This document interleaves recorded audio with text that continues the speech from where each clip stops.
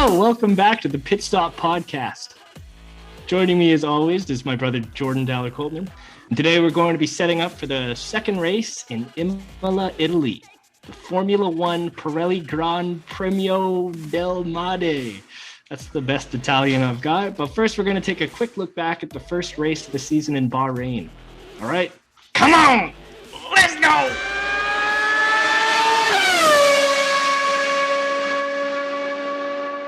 All right, Jordan, what were your highlights of what you saw in Bahrain 2 weeks ago? Yeah, it was a lot of fun. I'm glad we're doing this again. It's exciting. It's been a long break, 2 weeks. Whew. It's like the whole season's starting over again. It's sort of weird when you're off for 2 weeks and you haven't had any racing, but it's fun to get back into it. Bahrain was fun. It was exciting to get back to racing, first race of the season. And obviously it teed up what is hopefully going to be a very dramatic and actually competitive race for the Drivers' Championship. I mean, we have a real dogfight at the top. Red Bull looks good.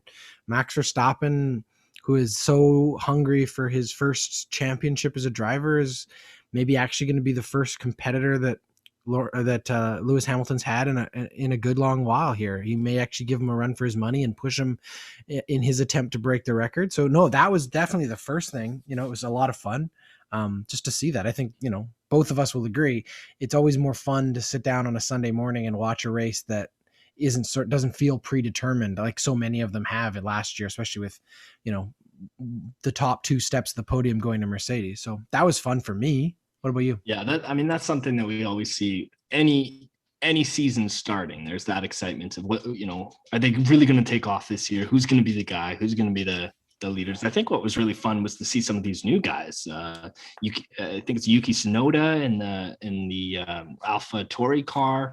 We've got two new drivers in the Haas car, one of which didn't finish.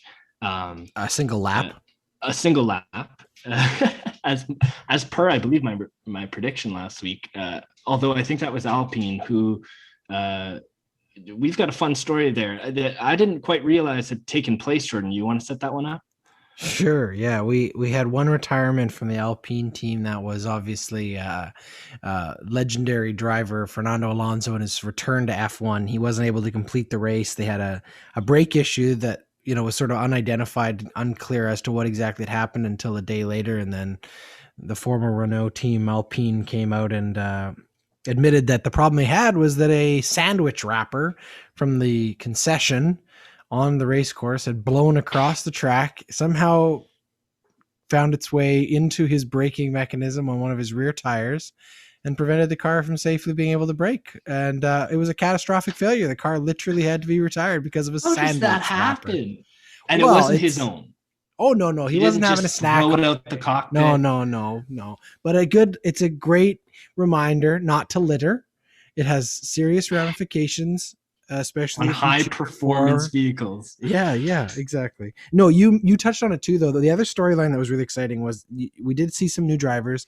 I don't even want to talk about Mazepin because it looked like he just didn't know how to drive. No one touched him. He was in the back of the pack. He just lost control of the car and put it in the wall on turn 4. Like, that was an embarrassment. And everyone knows why he's in the seats, and it comes definitely down to the fact that he's bringing money to the table. Yeah, very awkward. But the other one, like you said, was Tsunoda. That was really exciting, you know, to have a rookie get points in his first race. He finished 9th, 2 points for, a team that I think a lot of people are hoping will take a little step forward competition-wise. You know, they've been a mid-table team in AlphaTauri, but they look good. They've got two good drivers.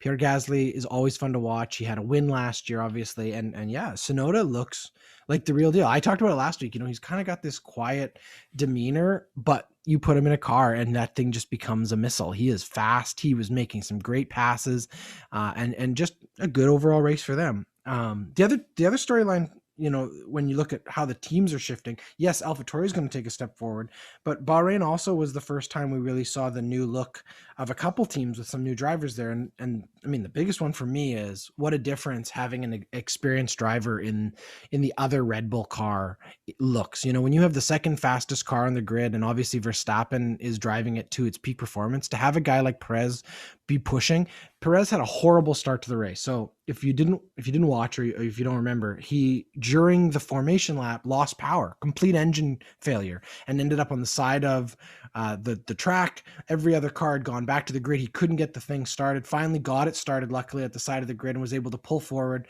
Had to pull into the pit lane, and he started the race from the pit lane, dead last. He worked his way from the back of the pack in that race all the way up to finish 5th.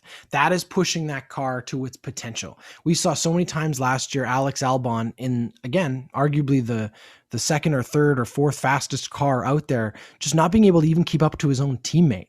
And that's just not acceptable if you're Red Bull and you're looking to win. And right off the start, their gamble on moving on from Albon to Perez has paid off. He's a great driver and he's pushing that machine. But it's funny because it seems like that's what Perez is the best at. We saw what was the last race second to last when he won. Yeah, he came from the back. Secure, yeah. And he's like, so to think about what he might be able to do if he doesn't have a slow start, I think is really exciting for that team. Totally. The other team that's obviously exciting to see starting to make some progress is Ferrari. We know that they've been struggling for a couple of years to figure out what's next. They have a new driver. But Leclerc is their prized driver, and he had a great race. He finished 6th. So that's a team that I think is going to, again, start to pick its way up. They're obviously not going to be competing with Mercedes and Red Bull. It's a weird year. We've been talking on HatTrick about how weird the flat cap is and trade deadline and all that stuff, how there's COVID sort of wreaked havoc on sort of the normal flow. Well, that's the same in F1. Remember that we're in a season where the regulations were sort of stopped. Teams couldn't build new cars. They had to go with the cars they had last year with a few major, but a few changes. And each team had tokens that they could use to sort of buy upgrades and certain rules about what teams could do what. And there's some downforce and some floor changes. And this isn't a sort of a gearhead show. I don't want to get too into the weeds on that, but go on YouTube, Google some of it, look it up. It's interesting, but this is the big thing, is that no huge changes are happening, with the exception of McLaren, who did change power units. They're in the Mercedes engine, which is why they couldn't make any other changes to their car. And McLaren also looks great. So Norris finishing 4th, Ricciardo in 7th. I think Ricciardo probably, if that race had been like 4 or 5 laps longer, might have been able to push Leclerc for 6th, and maybe even snuck up and caught up to Perez in 5th. Like, his car was flying too. So we saw them, McLaren come back up and come in 3rd last year. They're going to be right in the same place to be chasing for that spot. And that's obviously their goal. They know that, again, they're not catching Red Bull and Mercedes this year, but if they can push for 3rd, that would be a win in their books. And I think with Ricciardo and Norris behind the wheel, they got a great chance at it. They looked great last race. I'm a big fan of McLaren. Okay, that was last race. We're going to take a quick break. And after that, we're going to be talking about the upcoming race on Sunday. This episode of the Pit Stop Podcast is brought to you by Roma Pizza and Donair. We all know that the best thing about Edmonton is the many Donair options. And I know if you're like me, it can be overwhelming and stressful trying to hunt down the best. Well, my friends, we have found it, and it's time you did too. Roma Pizza and Donair in Westbrook, Aspen Gardens is Edmonton's best kept secret. There's nothing quite like piping hot meat getting shaved and served with a generous ratio of sweet sauce. And look, I know someone out there is saying, yeah, no, that's not really my thing. Well, hold your horses, because there is more.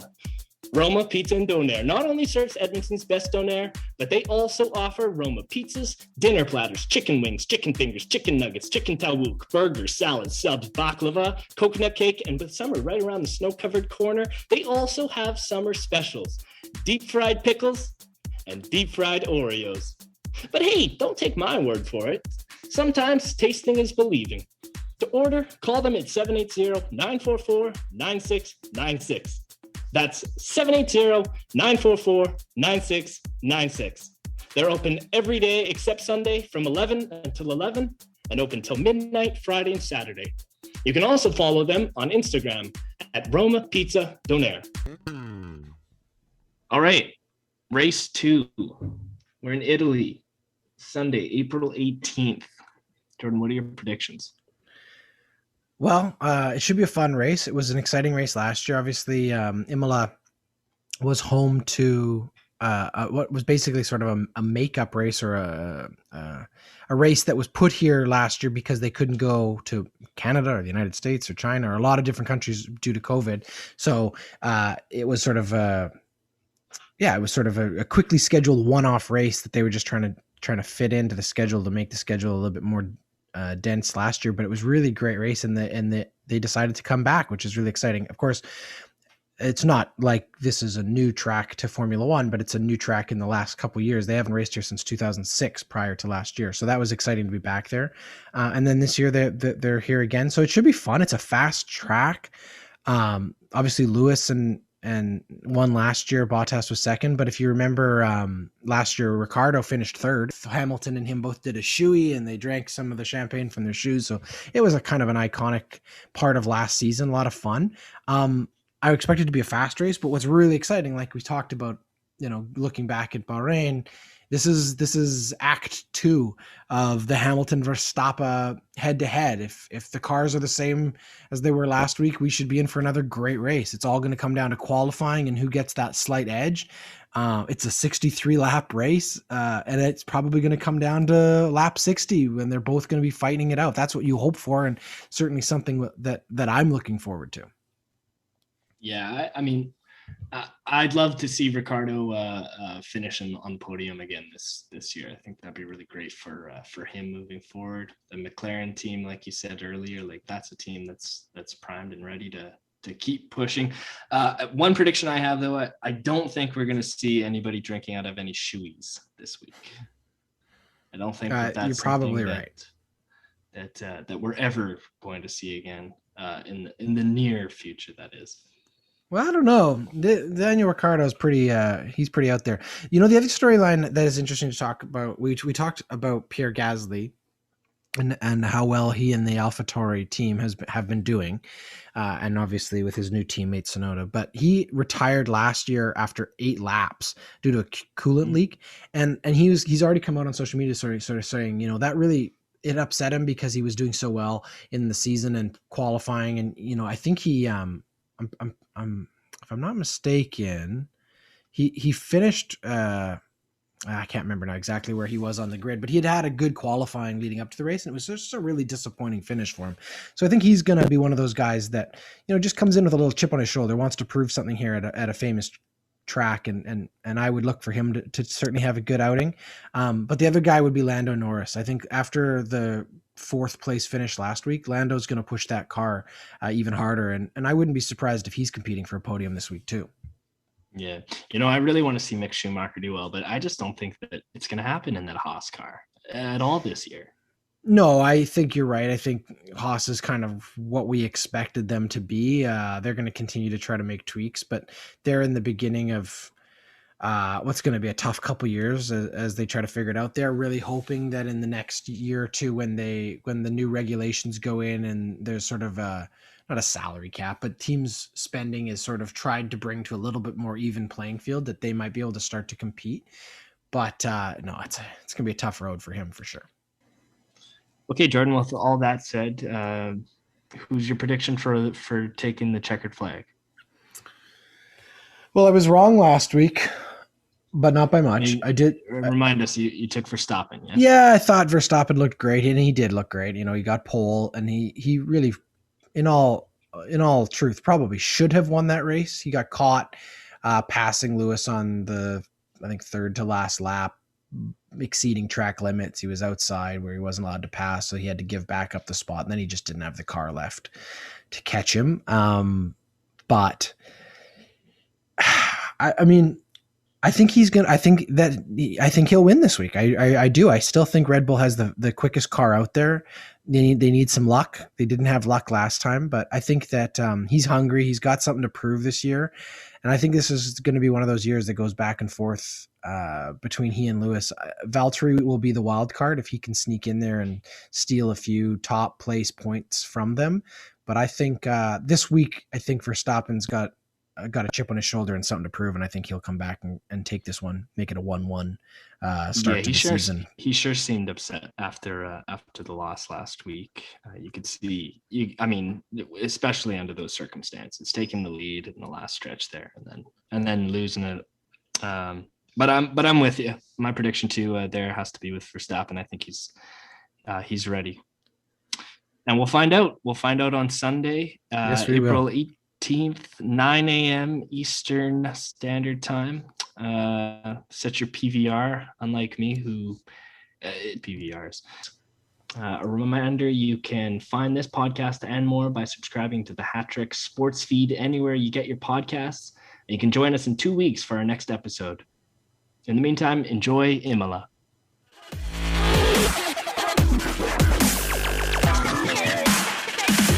The Pit Stop podcast is presented by HatTrick Sports and is a member of the Ordinary Podcasting Network. The show is produced by Jordan and Braydon Dowler-Coltman each week, but mainly Jordan. And you can follow us on Facebook, Instagram, and Twitter. Thanks for listening.